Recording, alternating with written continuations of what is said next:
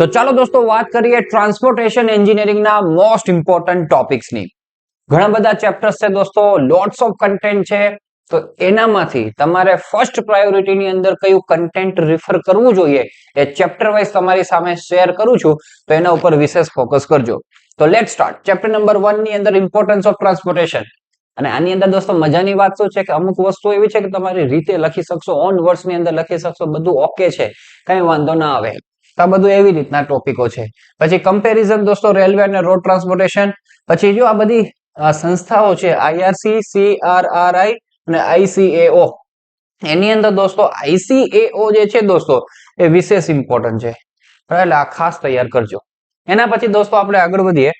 Unit 2 highway planning and ડેવલપમેન્ટમાં તો comparison દોસ્તો Nagpur road plan અને બોમ્બે રોડ પ્લાન, આમ ત્રણ છે, નાગપુર, બોમ્બે અને લખનઉ. ત્રણે ત્રણ દોસ્તો બેઝિક કન્સેપ્ટ તમને ખબર હોવો જોઈએ કે શું એની અંદર ફંડા છે, બરાબર. અને પછી આ કમ્પેરિઝન વિશેષ ઇમ્પોર્ટન્ટ છે. પછી પીએમજીએસવાય દોસ્તો શોર્ટ નોટ પૂછેલી છે એક વખત, બરાબર, એટલે ધી મોસ્ટ મને આવે પણ જોઈ જવાનું. ક્લાસિફિકેશન ઓફ અર્બન રોડ દોસ્તો આ વિશેષ તૈયાર કરજો. ચલો આનામાંથી આપણે આગળ વધીએ. બીજું છે ને તમારી પાસે દિવસો લોટ્સ ઓફ છે દોસ્તો, તો ઓવરવ્યુ તો બધાનું મેળવતા જવાનું તમારે કે ભાઈ આ શું કહેવા માંગે છે, બરાબર. પછી વાંધો ના આવે તો ગમે એ પૂછશે, વાંધો ના આવે. જોકે આ વખતે કોઈ એવા પેપરો બહુ ટ્વિસ્ટ નથી થયા, તો બહુ ટેન્શન જેવી વાત નથી આપણને, પણ તોય આપણને એવું થોડુંક તો સારું સ્ટડી કરીએ. આપણી પાસે એક જ પેપર છે, ખૂબ સારા દિવસો છે, તો એ રીતના થોડુંક બધાનું ઓવરવ્યુ તો મેળવતું જવાનું. હાઈવે અલાઇનમેન્ટ એન્ડ સર્વે દોસ્તો, તેમાં ફેક્ટર અફેક્ટિંગ રોડ અલાઇનમેન્ટ અને એન્જિનિયરિંગ સર્વે દોસ્તો for the location of survey highway alignment, આ બે તૈયાર કરવાના થાય.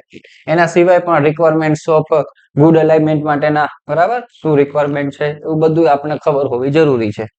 એના પછી આ ચેપ્ટર દોસ્તો વિશેષ તૈયાર કરજો, ફર્સ્ટ પ્રાયોરિટીમાં તૈયાર કરજો. લોટ્સ ઓફ કન્ટેન્ટ આમાંથી પૂછાય છે, તો ખાસ તૈયાર કરવાનું છે.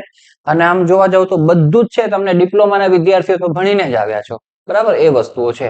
તો પહેલો તો ફિગર તૈયાર કરજો, હાઈવે ક્રોસ સેક્શન એલિમેન્ટ્સ, આખા બધા એલિમેન્ટ્સ બતાવતા હોય ને એવી ફિગર આપવામાં આવેલી છે, તે ફિગર તૈયાર કરાય.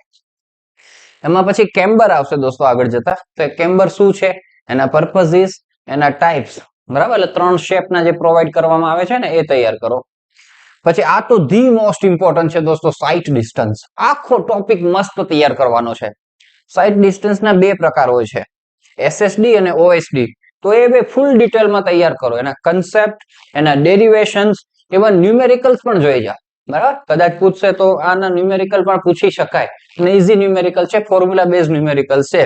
તો ફોર્મ્યુલાના ડેરિવેશન તો ખાસ તૈયાર કરવાના છે, 7-7 માર્ક્સની અંદર પૂછાય છે, બરાબર.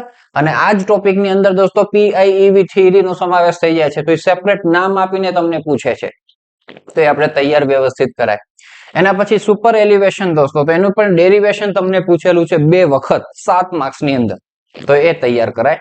પછી વાઇડનિંગ ઓફ કર્વ દોસ્તો એટલું પૂછ્યું નથી, પણ ગમે ત્યારે પૂછી શકે એટલે મેં એનો સમાવેશ અહીંયા કરેલો છે. તો વાઇડનિંગ ઓફ કર્વ નો કન્સેપ્ટ સમજી જાઓ, ઓબ્જેક્ટિવ્સ, અને 2 પ્રકારના છે, એક મિકેનિકલ છે અને સાયકોલોજીકલ છે, બરાબર. એટલી ખબર હોવી જોઈએ, તો કદાચ પૂછે તો તમે આરામથી લખી શકો.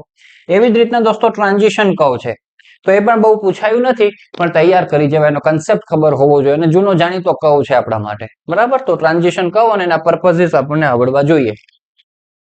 પછી હાઈવે મટીરિયલ, સબગ્રેડ સોઇલ, હવે બધા છે દોસ્તો એમાંથી બહુ કન્ટેન્ટ લિમિટેડ પૂછાતું હોય એવું આપણને જોવા મળ્યું છે અત્યાર સુધી. સબગ્રેડ સોઇલ સ્ટ્રેન્થ નામનો ટોપિક દોસ્તો એ તૈયાર કરો. પ્લેટ લોડ ટેસ્ટ તૈયાર કરો. અને એક સીબીઆર ટેસ્ટ દોસ્તો તમને આપવામાં આવેલો છે, તો જરાક રિફર કરી જજો. હજુ પૂછાયું નથી, પણ એક વખત રિફર કરી જજો. પછી ચેપ્ટર નંબર 5 ની આપણે વાત કરીએ. તમે desirable properties of road aggregates એ તૈયાર કરો. ઇમ્પેક્ટ વેલ્યુ ટેસ્ટ વર્ષોથી ભણતા આવ્યા છીએ. કમ્પેરિઝન બિટવીન આસ્ફાલ્ટ અને ટાર એકદમ બેઝિક કહેવાય.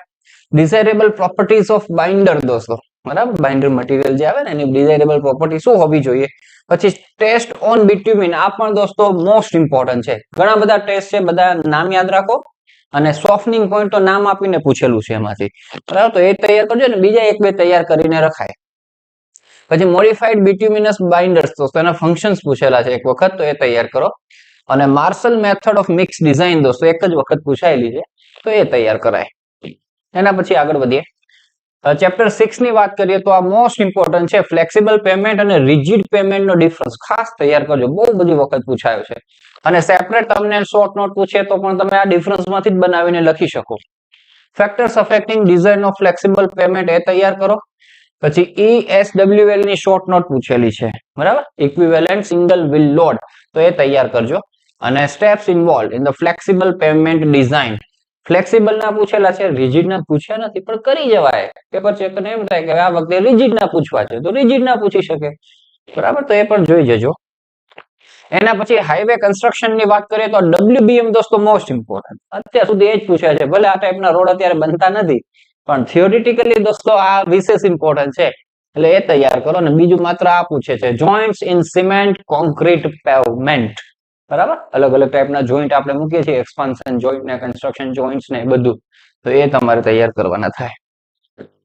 Pavement maintenance, objectives of highway maintenance, classification of highway maintenance works, deficiency અથવા તો ફેઇલર એવા શબ્દો વાપરશે. ઇન ફ્લેક્સિબલ પેમેન્ટ અને ઇન રિજિડ પેમેન્ટ બંનેની તૈયાર કરવાની છે, બધી તૈયાર કરવાની છે. આ મેપ ક્રેકિંગ તો નામ આપીને પૂછેલી હતી, એલિગેટર ક્રેકિંગ, બરાબર, બાકી બધી તૈયાર કરી જ દેવાની દોસ્તો. અને મેન્ટેનન્સ ઓફ બિટુમિનસ રોડ, આટલું આપણે તૈયાર કરવાનું થાય આ ચેપ્ટર માંથી. ત્યાંથી આપણે આગળ વધીએ દોસ્તો.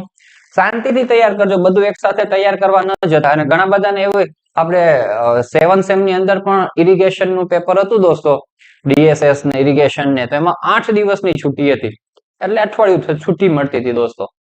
તો શરૂઆતના 4 દિવસ કાંઈ નથી કરતા વિદ્યાર્થીઓ, એમને એમ જતા રહેતા હોય છે. પણ આમાં એવું ન કરે, દરરોજ થોડુંક થોડુંક આયોજન કરી નાખવાનું કે આપણે ચેપ્ટરો બધા કવર થતા જાય, બરાબર. સિલેબસ બહુ મોટો આપેલો આવે છે, તો એકી સાથે કરવા જશો તો ગ્રાસ્પિંગ પાવર જ આપણા માઇન્ડ નો લિમિટેડ હોય એકી સમયે, તો એકી સમયે બધું ન થઈ શકે. દરરોજ થોડુંક કરતા જાવ, આયોજનબદ્ધ, તો તમારું કામ થઈ જશે.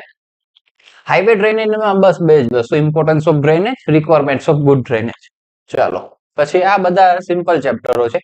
એક વખત આ ક્વેશ્ચન પૂછાયેલો છે, design factors for highway lighting.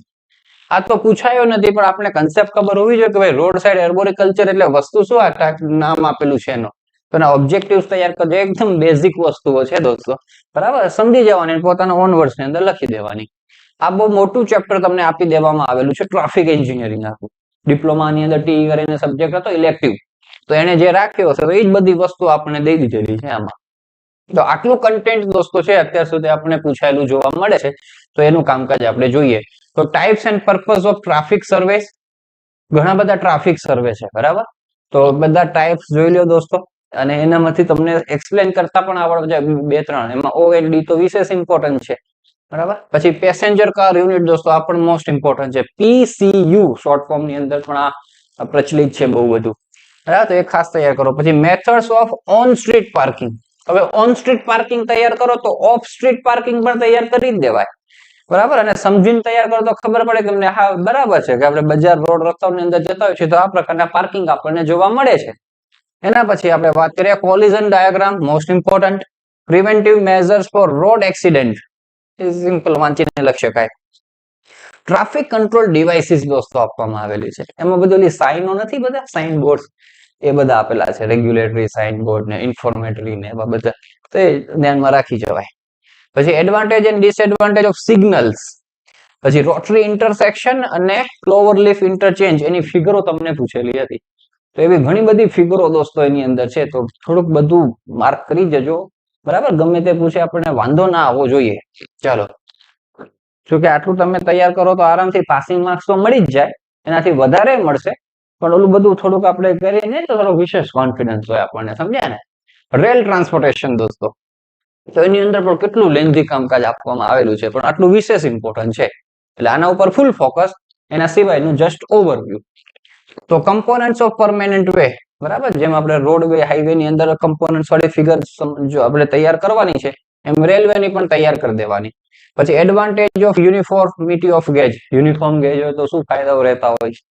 પછી ક્રીપ ઓફ રેલ દોસ્તો, એ આખી તૈયાર કરજો, ક્રીપની ડેફિનેશન અને factor affecting. Coning of wheels most important છે દોસ્તો, બરાબર, આ તૈયાર કર્યા વગર ન જવાય, મોસ્ટ ઇમ્પોર્ટન્ટમાં છે અત્યાર સુધી, તમારા પેપરમાં હોવાના ચાન્સીસ વિશેષ.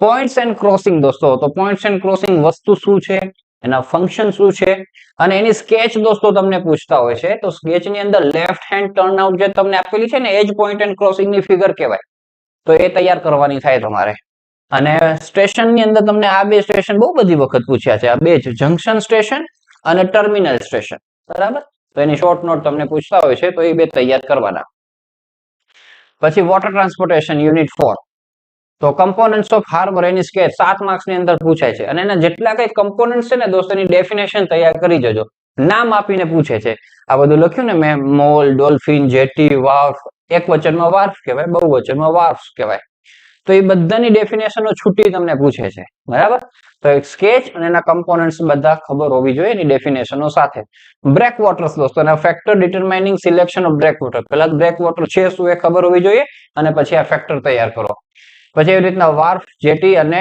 ડોલ્ફિન એ બધાના ડેફિનેશનો અને એના યુઝિસ સાથે ટાઇપ્સ પણ આપેલા છે પણ ટાઇપ્સ યાદ રહેતો ઠીક છે બાકી યુઝિસ તો ખબર હોવી જોઈએ શું એનો ઉપયોગ છે મોલ દોસ્તો એ રીતના તૈયાર કરજો મોલ પછી આ પૂછે છે ડ્રાય ડોક અને વેટ ડોક નો ડિફરન્સ પૂછ્યો છે જે ડિફરન્સ આપણને ટેક્સ્ટ બુકમાં નથી આપ્યો પણ આપણે ઓનલાઈન મળી જાય છે જરાય વાંધો નહીં આવે બરાબર અને જાતે બનાવી શકો ડ્રેજિંગ શું છે દોસ્તો એ સમજી જાઓ અને નેવિગેશનલ એડ્સ ના પર્પઝિસ એના ટાઇપ્સ ઘણા બધા ટાઇપ્સ છે એમાંથી લાઇટ હાઉસ તો આવડવું જ જોઈએ એ નામ આપીને પૂછે છે બરાબર બીજું એકાદું તમે તૈયાર કરી શકો ધ વોટર ટ્રાન્સપોર્ટેશન દોસ્તો એના પછી એર ટ્રાન્સપોર્ટેશન ની આપણે વાત કરીએ તો factors affecting airport site selection તૈયાર કરો વિન્ડ રોસ ડાયાગ્રામ દોસ્તો મોસ્ટ ઇમ્પોર્ટન્ટ છે વિન્ડ રોસ ડાયાગ્રામ બે ટાઈપના તમને આપવામાં આવેલા છે એનું એક વખત એનું ઇમ્પોર્ટન્સ શું છે એવી રીતના પ્રશ્ન પૂછ્યો છે રનવે ડિઝાઇન ની અંદર તો એ સ્વરૂપે તમને આન્સર લખતા આવડવો જોઈએ બરાબર તો પેલા આખો કન્સેપ્ટ ખબર હોય તો તમે પછી લખી શકો